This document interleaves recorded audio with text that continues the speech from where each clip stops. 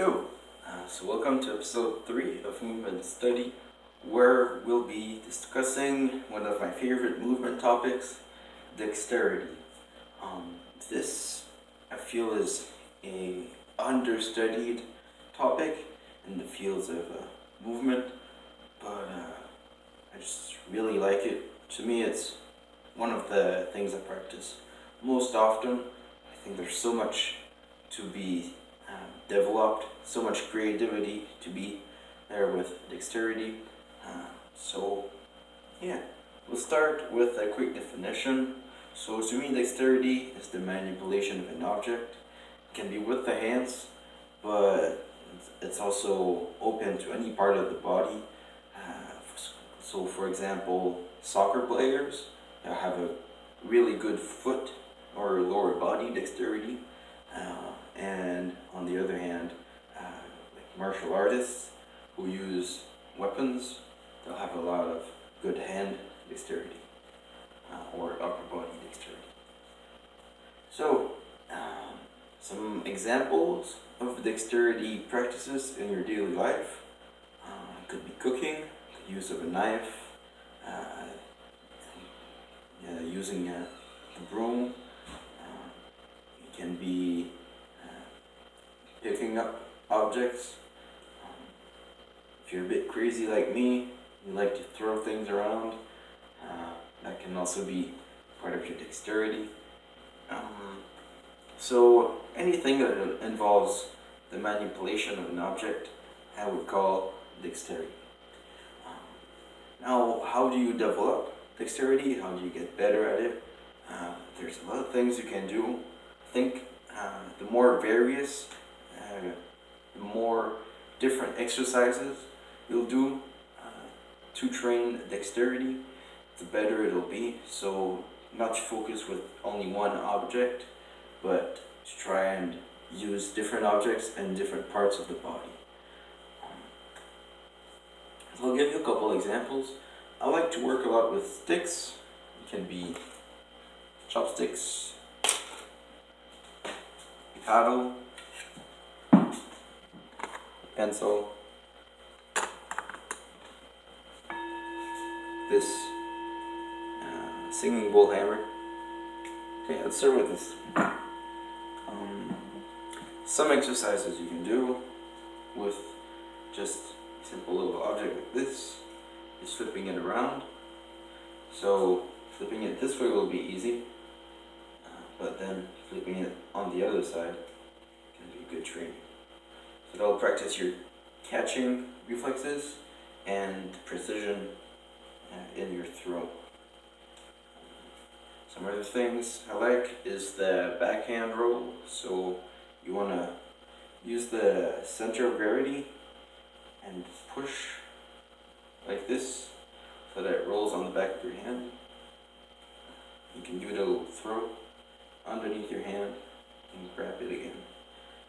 So this is fairly tricky with smaller objects. Let me demonstrate with the paddle. So it'll be a lot easier. You don't really need to use the center of gravity here. So basically you just flick either that way or that way, and you want it to roll on your hand. So there's a little variation I got from a guy called, his name on Instagram is Seeking Masters to Be One. But this is the variation. So to do it perpetually, so that you can keep, because see if you, let's say you do it once, twice, and now you're here, and so yeah, you'll move up the paddle, but if you do a little extra spin and actually spin it off your thumb like this, you'll be able to do it almost infinitely. So it's a bit tricky with this small paddle because the center of gravity is about here.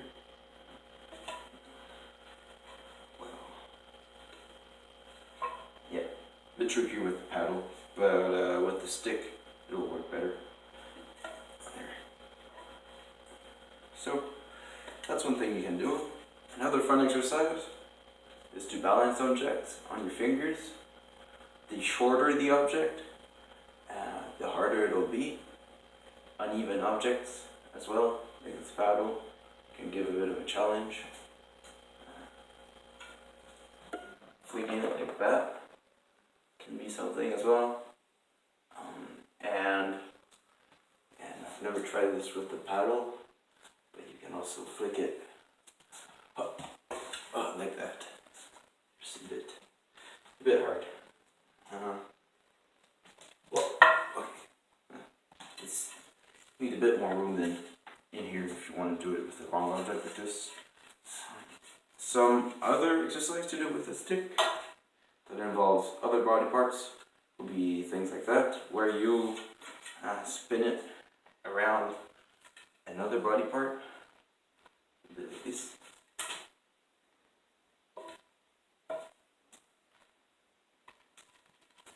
So you can get into a bit of a flow. Try not to drop it. And yeah, it's a bit harder to do this as I'm explaining it, but you get the idea.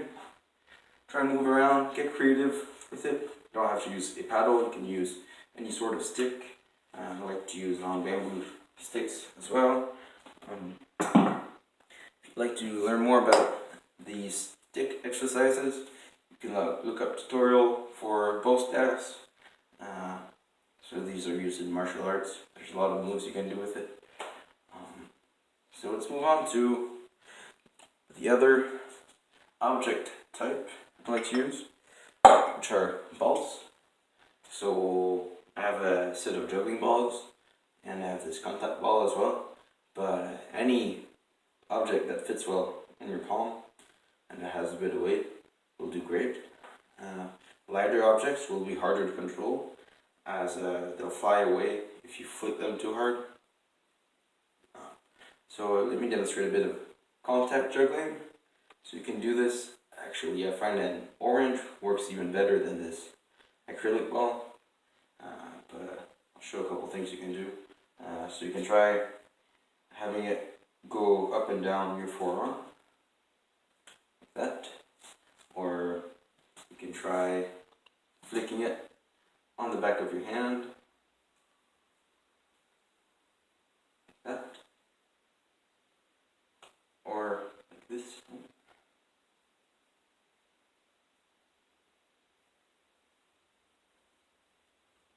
And you can even work into some combos.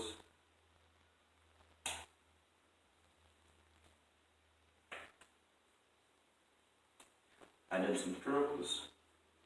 You know, there's a lot, as I said, there's a lot of creativity you can get with the dexterity. And there's a lot of objects you can use. I like to even use, like, when I get a can of beans, I like to play around with it before opening it. And, you know, just for 30 seconds, once in a while, if you do it every time you grab a can of beans, you'll get really good at it. And it'll improve your dexterity in other areas as well.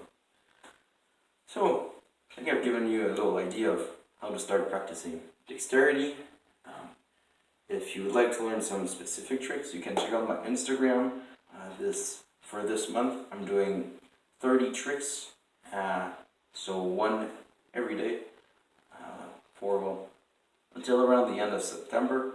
I'll be learning a new trick every day and explaining how I learned it, so that will give you an idea of how you can learn it yourself. So I'm doing a new trick every day. It's not always dexterity tricks, I'm also doing some movement things. But I'm always trying to give you a little idea of how I got to learn this, what are the steps you can take to learn this exercise. So you can check out my Instagram for that. The link will be in the description at mibonahe, so you can find me there. And that's it for today. I hope you enjoyed and have fun practicing your new dexterity exercises. We'll see you next week. Peace.